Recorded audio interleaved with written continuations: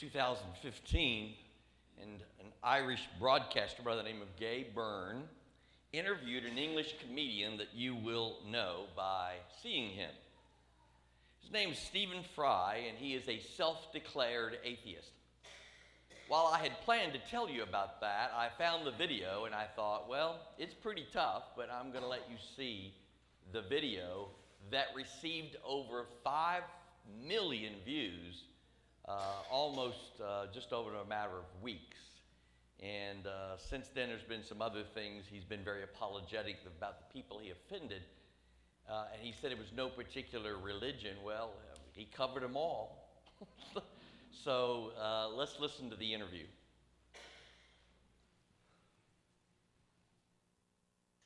Suppose what Oscar believed in as he died, in spite of your protestations, suppose it's all true, and you walk up to the pearly gates and you are confronted by God.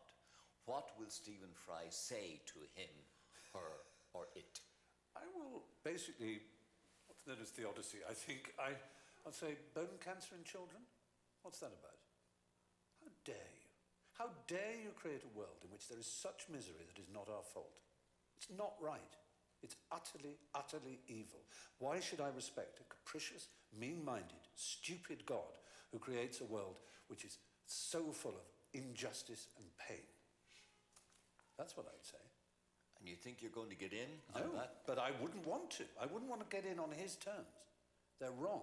Now, if I died and it was Pluto, Hades, and if it was the 12 Greek gods, then I would have more truck with it, because the Greeks they didn't pretend not to be human in their appetites and in their capriciousness and in their unreasonableness. They didn't present themselves as being all-seeing, all-wise, all-kind, all-beneficent.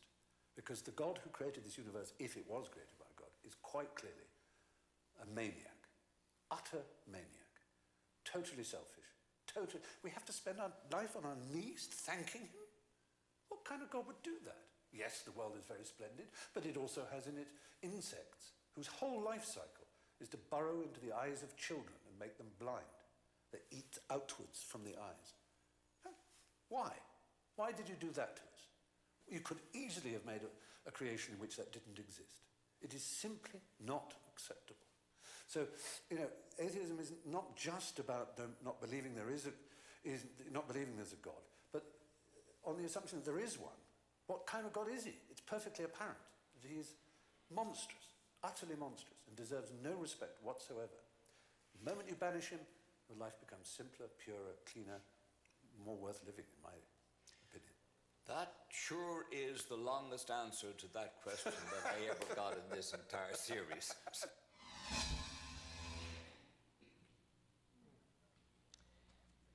The Ireland's Presbyterian Church came out the next few days and said about Fry, he is spiritually blind. And while he later apologized over all the problems he caused by his words have lingered in many. I would love to have a conversation with him, because everybody feels that way if you've ever read the book of Job, and that's where we're landing today. If you've read the book of Job, then it's amazing to me that the Bible never skirts reality. The Bible and God is not afraid of Stephen Fry. He's not afraid of his perspective, because it's all been happening before. Nothing he mentioned is all that new. He's updated his illustrations, but they're all claims from human perspective about how we see and want to see God. And if God is perfect, then he would have created a perfect world. Well, how could he create a perfect world? One word for Stephen Fry. How could God create a perfect world and not give personal freedom? He can't answer that. Because in personal freedom, it allows the kinds of things to happen, the world in which we live, to happen.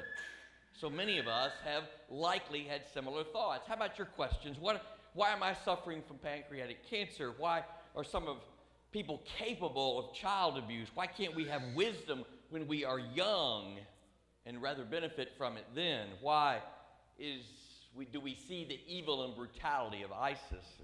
Why the unending brutality and conflict in the Middle East. You know, it goes on, but those questions are demonstrated in different ways, and so we come today in that place where it demonstrates it, and it is the book of Job. If you've not read the book of Job, you need to, but you bring your heavy artillery if you come. It's not an easy book, and it's a book that has to linger and push you around until you hopefully get to later in the chapters. Today we concentrate on Job 23 and 24. It's a larger section in which the suffering of Job is responding to his friends who are pressing him to repent, because you see, they think if you're suffering like this, then surely you must be sinning. That was the kind of calculus that happened in the Old Testament times. If you had pain, it was connected to sin in your life. Job maintains his innocence, but here he laments that there is no place for him to go to receive a verdict of not guilty. He says, verses 3 and 4 of chapter 23, he says, "Oh, that I knew where I might find him. I would lay my case before him. I would fill my mouth with arguments. I would learn what he would answer me." If you read the book of Job, we find that while God eventually does respond to Job, he never answers his questions. And I would say to you, if you're looking for clear and concise answers to your questions, if you're looking for a rationale and a comprehensive response, it's like God is God. The mystery that surrounds all that he is can never fully enter in to the human mind. And so we find ourselves listening to folks, and we're going to listen to quite a few. Author Sheila Walsh tells of meeting a lady by the name of Debbie Arden. Now, if you are a golfer, you may not know the name of Arden, but you will know it if you know the name of Payne Stewart. If you know Payne Stewart, you know that he died with his agent, who was Debbie Arden's husband, in a tragic plane situation. Go read about it sometime. Just so tragic. But she says, as she reflected on her husband's death, some of the most powerful words I've read. She says, "God used the death of my beloved husband to, as Oswald Chambers," and if you've never read Oswald Chambers, go immediately get his devotional guide, My Utmost to My Highest. As Oswald Chambers said, "Pierce a hole in the darkness so that I can behold the face of God. I am a changed woman." Now, I would say to you, here's the message of the book of Job. In a nutshell, God can take absolutely any dark, deeply dark moment in your life and pierce a hole in it for his presence to work. I can't ever think of what I've learned about pain and suffering and how it has been an incredibly positive thing in so many of my experiences as well as others without thinking of C.S. Lewis.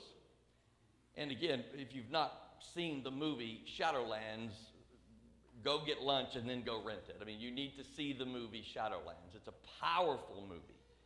If you know this story, you know that C.S. Lewis, later in his life, comes to know Christ and has a wonderful experience. He is a very educated professor, and so you might know that his faith is expressed that way. But he marries Joy Gresham later in his life, and she almost immediately contracts serious cancer. And so the movie is given to dealing with that. And so there is one place where it talks about how we respond to pain and suffering and how we need to perceive and understand prayer. And it is very, very powerful. And this is how it goes. Good news, I think, Harry. Yes, good news. Very glad, Jack. Thank you, Christopher. Thank you. Christopher can scoff, but I know how hard you've been praying. Now God is answering your prayer. That's not why I pray, Harry. I pray because I can't help myself. I pray because I'm helpless. I pray because the need flows out of me all the time, waking and sleeping. It doesn't change God, it changes me. very little yesterday. It doesn't change God, it changes me. Oh, is that so true? And yet we flip it all the time, do we not?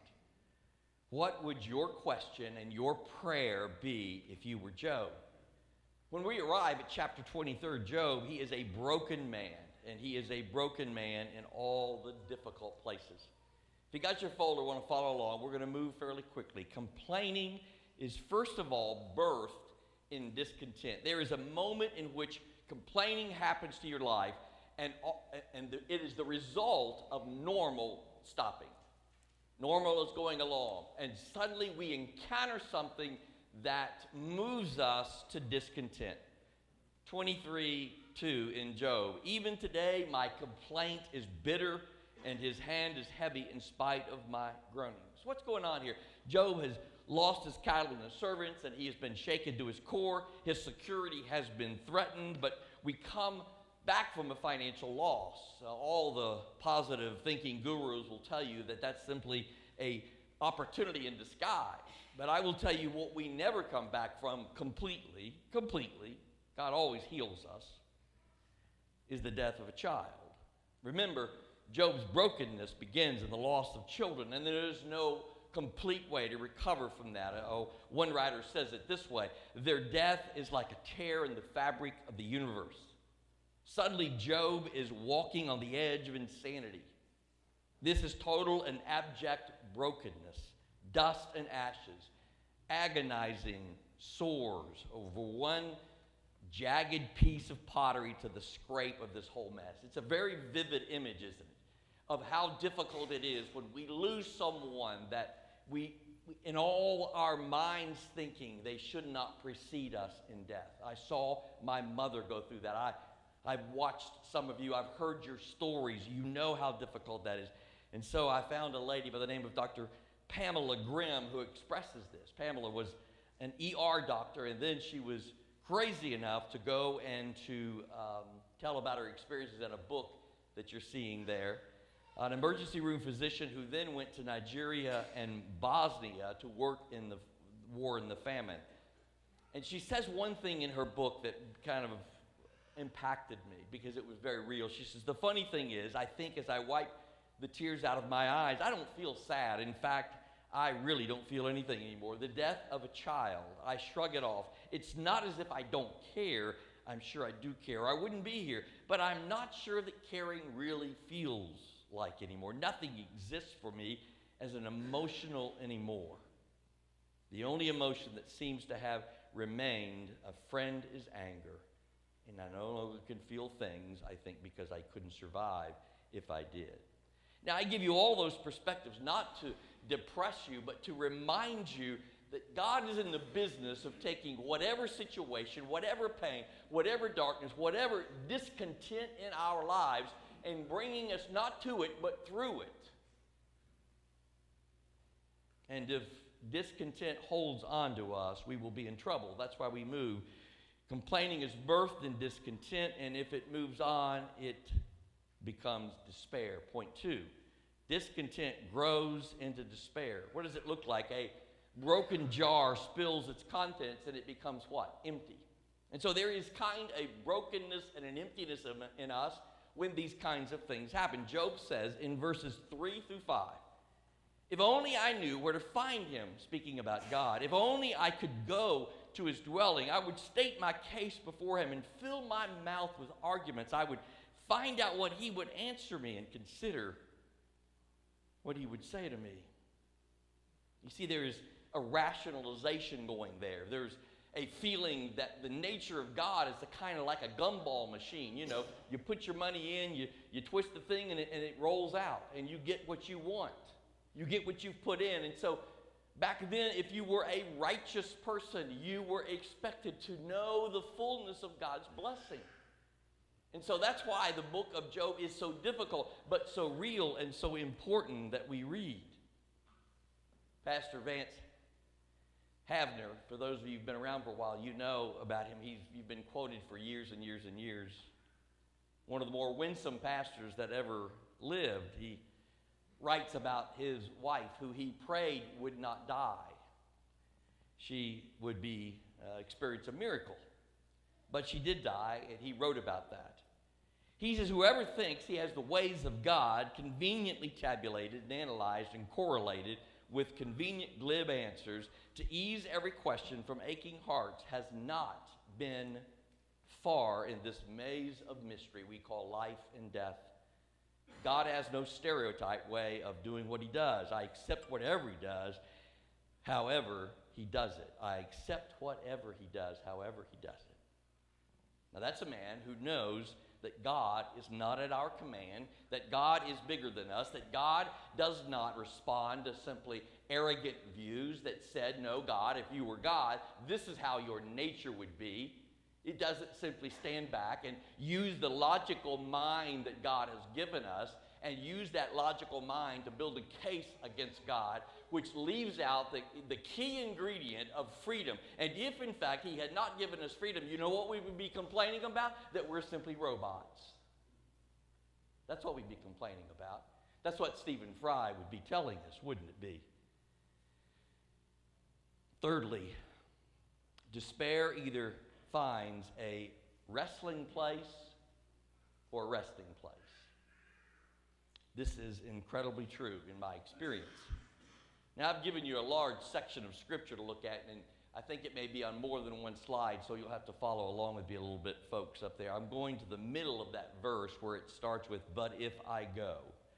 But if I go to the east, it's the next slide. Oh, there it is. Okay. But if I go to the east, he would not be there. If I go to the west, I do not find him. And when he is at work in the north, I do not see him. And when he turns to the south, I catch no glimpse of him. Now you can go back to the beginning of that. I start with that because I want to remind you that that is a wrestling place. You go searching for God and you cannot find him. You go east and you go west and you go everywhere and you cannot find him. And the growth moments of my life have never happened on the mountains. They have always happened in the valleys where I cannot get my east and west and south and north settled with God.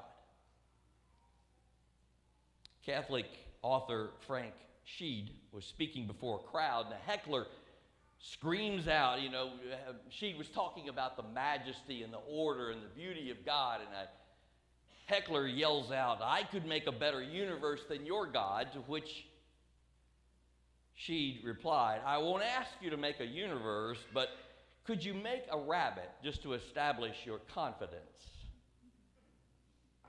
Author Pat Claremont makes the point that God asks a lot of questions. He does, doesn't he? We could do a questions God asks series sometimes. How about he asked Eve, what is this that you have done? He asks Ezekiel, can you raise these dry bones? Can they live again? How about Peter, who do you say that I am? And then he asks Job in chapter 38. We're not there. We're just at 23 and 24. But if you wait your way all the way down to chapter 38, God asks Job an incredibly important question. Where were you when I laid the earth's foundation? After being silent throughout the whole dialogue with Job and his friends, God suddenly and finally speaks to Job in a whirlwind. And God does not answer their question, but Job's guilt or innocence. But he rather speaks about the created order and contrasts his nature. As Claremont would later say, I think he questions us so that we might what? Think through our choices, responsibilities, and beliefs. I think God questions us. He presses us. He allows us in our freedom to resist him so that we might understand those three things. What are they? Choices, responsibilities, and beliefs. And I am of the belief that as we make our way through understanding those three things, we will move from wrestling place to a resting place. We'll make our way to a resting place. And that is the key. All week I've been studying people who dealt with pain, looking at how their lives made it through. I came upon a hymn writer who used to hang out with a fairly important other hymn writer, Newton, who wrote Amazing Grace. And when I look back at the lives of these two people, William Cowper, you'll see a picture,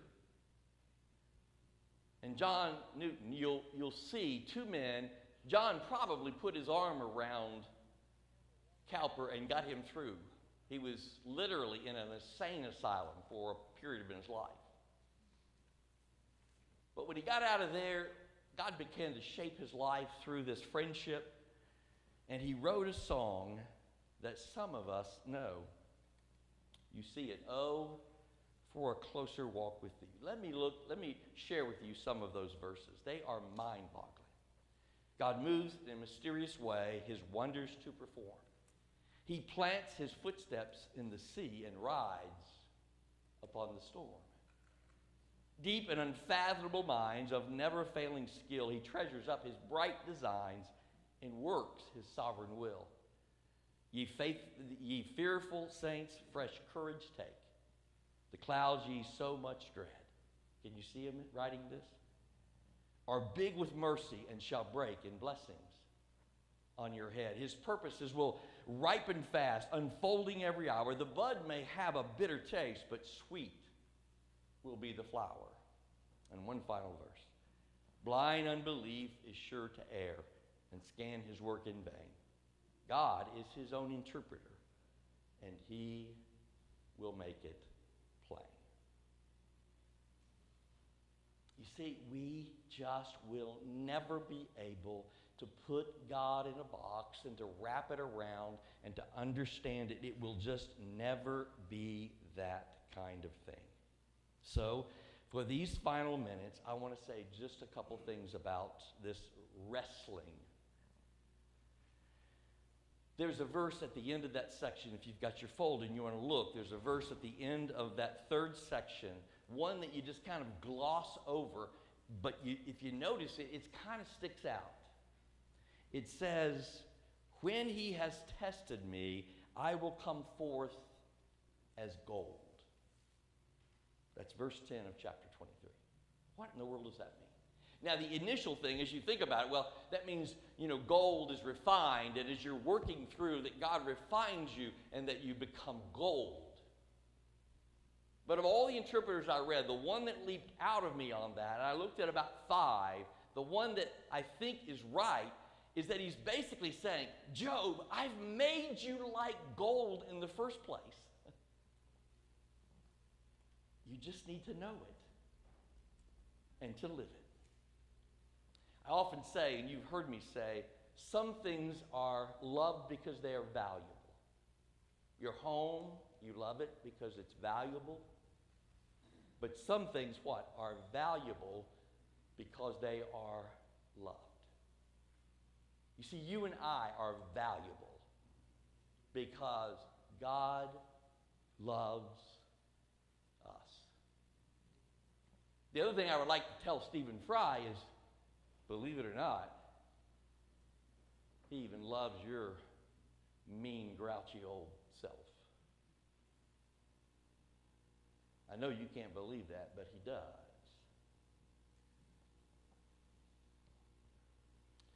I can't read any better news than that. The message of the book of Job, in a nutshell, is that God can use the dark moments in our lives to do what? To pierce a hole in the darkness. For some of you today, that's all you need. You need just a little bit of light in order to move to the next place in your life. Grief is there. Disappointment is wrapping itself around your neck. You have some sense of lostness in your life. Maybe it's just bare-faced sin. God is in the business of piercing a hole in whatever darkness we have and making his presence known. And the minute we know it, the minute we know we are loved. Thanks be to God.